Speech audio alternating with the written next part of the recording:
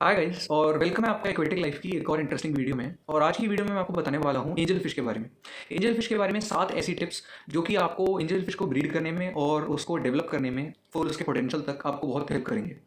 तो angel fish एक बहुत पॉपुलर फिश है एक्वेटिक हॉबी में। और मेरे पास भी पहले एंजल फिशेस थी और मेरे आसपास में भी जैसे जो मेरे कलीग्स हैं उनके पास भी अगर फिशेस में एंजल फिश बहुत फेमस है। तो आई होप कि यहाँ पे भी जो लोग देखे होंगे इस वीडियो को उसमें भी कई लोगों ने एंजल फिश पाली होगी। तो एंजल फिश एक बहुत हार्डी फिश है और उसे पालने में इतनी कोई प्रॉब्लम नहीं होती, लेकिन मैं आपको 7 ऐसी टिप्स आज देने वाला हूँ जिससे कि आपको और आसान हो जाएगा उसे पालना और उसे एक सही कंडीशन देना ताकि वो अच्छे से डेवलप हो। तो सबसे पहली टिप, सबसे नंबर 1 टिप है एंजल फिश के लिए हॉबी के अंदर कि आपको अपने एक्वेरियम के अंदर जो वाटर फ्लो या सर्कुलेशन है, पानी का जो फ्लो है वो बहुत कम करके रखना है या फिर स्टेगनेंट वाटर। क्योंकि एंजल फिश जो होती है वो बहुत ज़्यादा ऐसे स्वेल करके या बहुत तेज़ी से घूमने वाली फिश नहीं है, ये बहुत धीरे धीरे घूमती है और ऊपर से नीचे वर्टिकल इसकी इंक्लाइनेशन होती है। तो ये इतनी जल्दी भागती या दूसरे चिकलेट्स होते हैं या फिर पैरट इनकी तरह भागती नहीं है, बल्कि बहुत स्लो चलती है। तो इसको जो वाटर फ्लो चाहिए आपके एक्वेरियम में वो बहुत ज़्यादा स्लो चाहिए या स्टेगनेंट चाहिए। तो वो पॉसिबल नहीं होता अगर आपके पास एक्वेरियम में इंटरनल फिल्टर है या फिर बहुत ज़्यादा तेज़ जो आपके एक्सटर्नल फिल्टर्स होते हैं जैसे कैंसर फिल्टर हो गए। तो अगर उनका बहुत ज़्यादा वो पानी के अंदर बहुत ज़्यादा फ्लो कर रहे हैं तो वो एंजल फिश के लिए अच्छा नहीं है। उनको फिर उसके साथ अपना पोजीशन और पोस्चर मेंटेन करना पड़ेगा, इसकी वजह से वो काफ़ी बार थक जाती हैं और उनकी डेथ भी हो सकती है या फिर वो इतने ज़्यादा डेवलप नहीं होंगी या ब्रीड तो बिल्कुल भी नहीं करने वाली है वो। तो आपको ध्यान रखना है कि वाटर का जो सर्कुलेशन या फ्लो है आपके एक्वेरियम में वो बहुत कम होना चाहिए अगर आपके पास एंजल फिश है। दूसरा जो चीज़ है, टिप है एंजल फिश के लिए, वो ये है कि आपको एंजल फिश के लिए जो एक्वेरियम आपको देखना है, डिज़ाइन करवाना है, वो टॉल होना चाहिए। ना कि लेंथ में उसका इतना ज़्यादा फर्क नहीं पड़ता, लेकिन टॉल होना चाहिए वो एक्वेरियम। जैसे 2.5 फीट तक आपका मिनिमम है रिक्वायरमेंट एक एंजल फिश के एक्वेरियम के लिए, कि आपको उसकी हाइट को 2.5 फीट रखना पड़ेगा। क्योंकि ये फिशेज़ जो होती हैं इनका ग्रोथ वर्टिकल होता है, मतलब ये ऐसे फैलती नहीं है बट वर्टिकली ग्रो करती हैं। तो इनको जो हाइट है एक्वेरियम में वो ज़्यादा चाहिए होती है, जिसकी वजह से कंफर्टेबल हो पाती हैं, क्योंकि ये ऊपर से नीचे भी जाती हैं।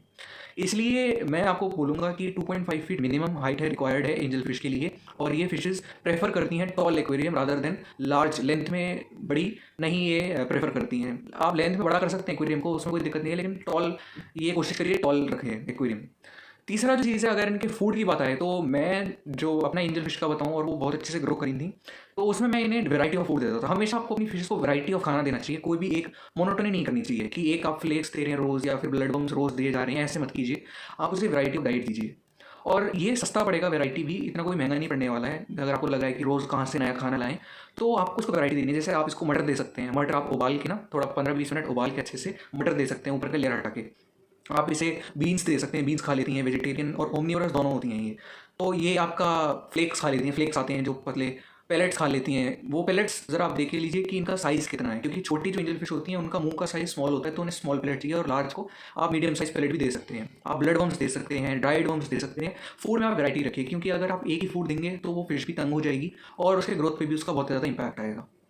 चौथा टिप जो है एंजल फिश को रखने का, वो मैं आपको रिकमेंड करूंगा कि अगर आप एंजल फिश रख रहे हैं तो टैंक का जो साइज़ है वो भी बहुत ज़्यादा डिपेंड करता है आप कितनी एंजल फिश ला रहे हैं और टैंक का साइज़ क्या है। क्योंकि अगर आप 2 एंजल फिश रख रहे हैं तो मिनिमम आपको जो हाइट चाहिए वो आप रखिए 30 गैलन। 30 गैलन मतलब अगर आप लीटर में देखेंगे तो 120 लीटर हो गया, ठीक है। और उसके बाद आपको इतना नहीं है, जैसे मैंने अपनी एंजल फिश जो रखी थी, आपको मिनिमम रिक्वायरमेंट चाहिए होती है। जैसे आप 5 एंजल फिश अगर रखना चाहते हैं, 6 एंजल फिश, क्योंकि पेयर में रखना चाहिए, तो 6 एंजल फिश के लिए आप एक 50 गैलन का टैंक इनफ रहेगा। 50 गैलन हो गया आपका 200 लीटर का टैंक।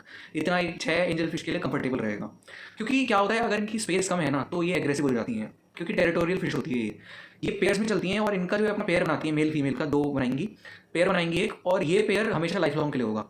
तो अगर कोई भी दूसरी एंजल फिश उसमें आने की कोशिश करेगी पेयर में, तो ये एग्रेसिव होती हैं और ब्रीडिंग के टाइम पे तो ये बहुत ज़्यादा एग्रेसिव हो जाती हैं।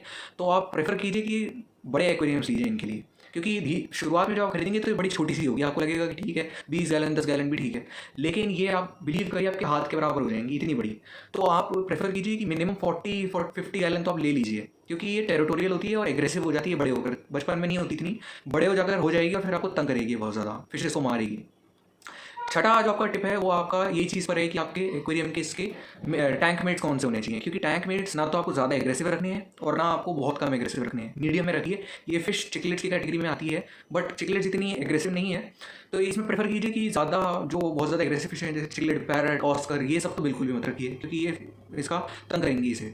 दूसरा, जो फिशेस छोटी होती हैं जैसे नियॉन टेट्रा हो गई, ये भी मत रखिए, क्योंकि इसके मुंह में जो भी आ जाएगा ये खा लेगी उस फिश को, तो वो भी मत कीजिए। इसके साथ प्रेफर टैंक में मैं आपको अगली वीडियो में बता दूंगा इसके टैंक मेट्स क्या है, लेकिन अभी के लिए आप देख लीजिए जैसे स्मॉली हो गई, वो फिर भी ठीक रहती है, या फिर और ज़्यादा कॉरिडोराज हो गई, वो बॉटम ट्वेलिंग होती है तो उन्हें ज़्यादा मतलब नहीं होता इनसे, तो वो मैं आपको अगली वीडियो में बता दूंगा उसका।